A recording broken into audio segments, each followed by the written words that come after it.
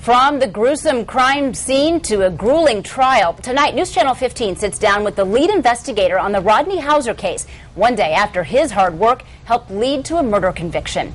Good evening, I'm Heather Herron. And I'm Mark Mellinger. As we first reported yesterday, a jury in Whitley County found Rodney Houser guilty of stomping his ex-wife to death. But even with his confession, that verdict did not come easily for the prosecutor and local police. News Channel 15's Janice Allen talks to the lead detective in that case today. She's in News Control tonight with his reaction to the way the case played out in court. Well, from finding the body to a jury finding Rodney Houser guilty, Chuck Vogely has been there every step of the way, and today he told me he's pretty glad it's all over. Finding the body of Deborah Houser was the last nail in the coffin for ex-husband Rodney Houser, and you can say Chuck Vogely is the man who picked up the hammer. I just decided we was going to go that morning. We were going to hunt that inch by inch.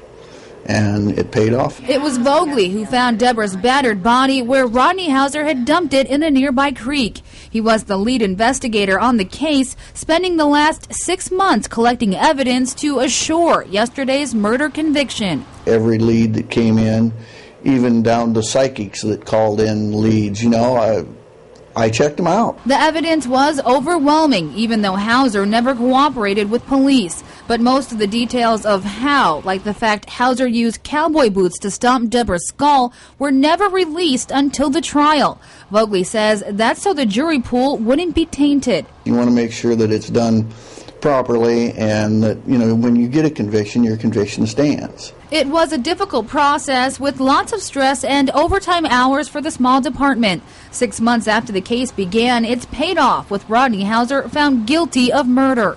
A relief and rewarding outcome for Vogely, but it's hard to call it a win. No one's a winner in these situations. No one. And that's the sad part of it.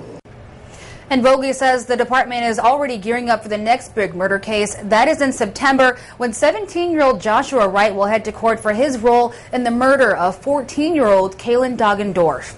Live in News Control, I'm Janice Allen, News Channel 15.